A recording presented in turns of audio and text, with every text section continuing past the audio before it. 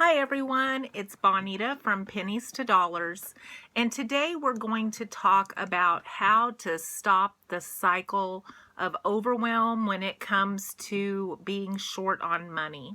So many people struggle with money, and I've been there many times, and so I want to share some of the things that I've learned in the hopes that I can help other people. One of the things that I've learned is that you have to stay in control.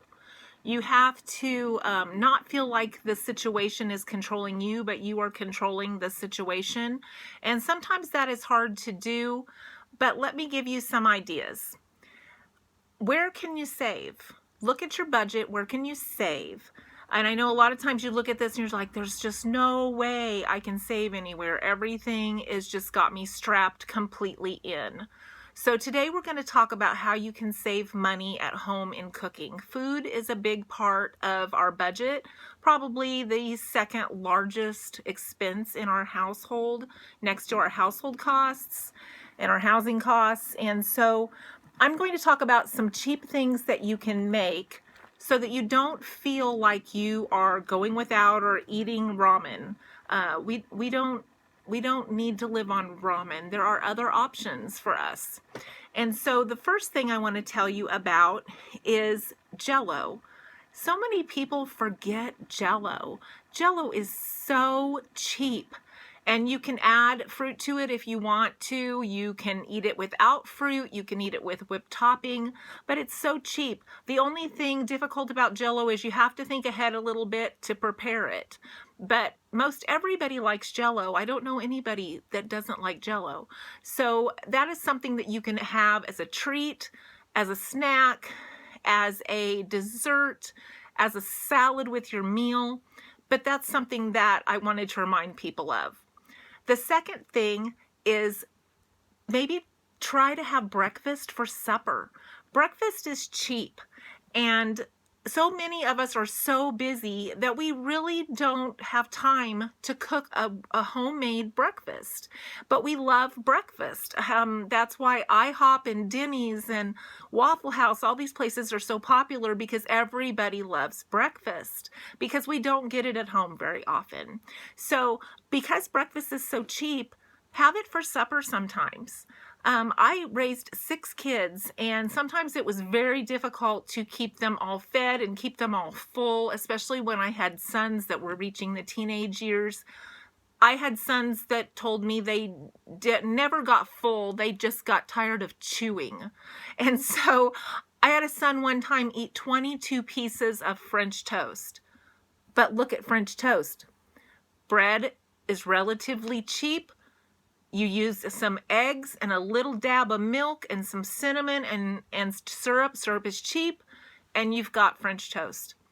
Another thing that you can have for supper is pancakes. A big bag of pancake mix, syrup, again, very cheap, and it goes a long way.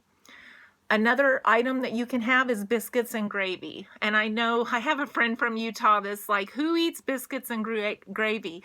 But we eat it in the Midwest and we love it. But I know there's some regions that don't like biscuits and gravy, but that's another fairly cheap dinner that you can make. Also, I grew up on hamburger gravy over mashed potatoes. You can just fry up hamburger, put it in your gravy, and have it over mashed potatoes. Or you can have your sausage gravy over your biscuits if you want sausage. We grew up just eating gravy over toast with bacon. It was called bacon toast and gravy, and it was a staple in our house. We loved bacon toast and gravy. I didn't even know gravy was supposed to go over biscuits until I became older because we always ate it on toast. And guess what? It's really good. Try it sometime. It's really good. It doesn't get soggy like biscuits do. Another item that you can have, and not everybody likes this, is beans and cornbread. And you don't even have to put ham in your beans. You can just have beans and onion with cornbread and buy the dried beans. You can use an Instapot, which I will link that below. We've started using an Instapot for dry beans and for long grain rice. And then what we will do is we will make an entire package of rice, an entire package of dried beans. I've been buying the black beans. And then during the week, we'll have like a Mexican casserole, a burrito bowl, burritos, tacos. I can even incorporate the beans and the rice into a stir fry. So you can have something different every night and use the same things that you are prepping. And one bag of dried beans equals about 5 cans of beans. And so you are saving so much money by just making a bag of dried beans. And it's really not hard to do. Just soak them overnight in some water and then either cook them in a crock pot all day with salt and onion, or you can just cook them in an Instapot. You can cook them on the stove. It's really easy. You just cook them until they're soft and until they taste good. If they need some more salt or more onion, you just add more. It's really not hard to do. And then I know a lot of people talk about having leftover nights, but I always used leftovers and incorporated them into my next food item. If I had leftover beans, I would mix it and make it into chili, or you could mix it and make it into taco soup. There's a lot of different ways you can mix your leftovers in, and people don't even know that they're eating the same thing. Trust me, I did it all the time.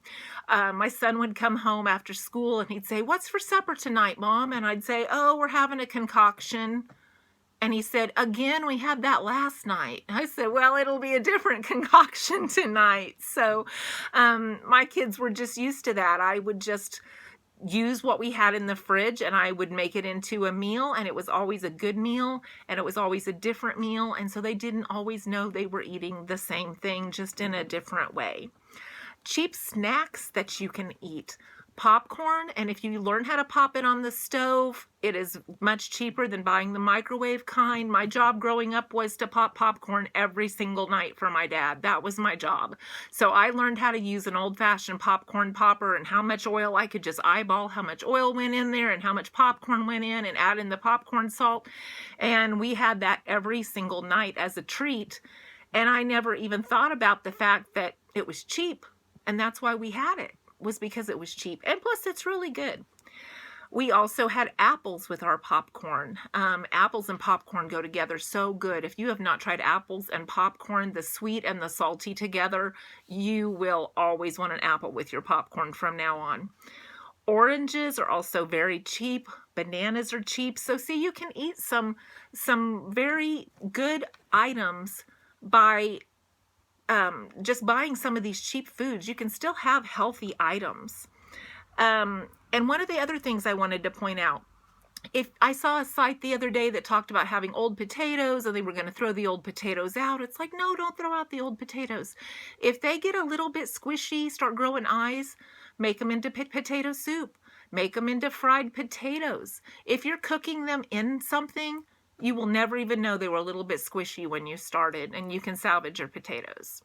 So I hope this was helpful to you, and I just wanted to remind you that if you take care of your pennies, your dollars will take care of themselves. So if you would please like and subscribe, it really helps me a lot. And there's also a notification bell. If you would tap that, then it will let you know when I have a new video, and that way you won't miss any. So you have a great day. Thanks for listening.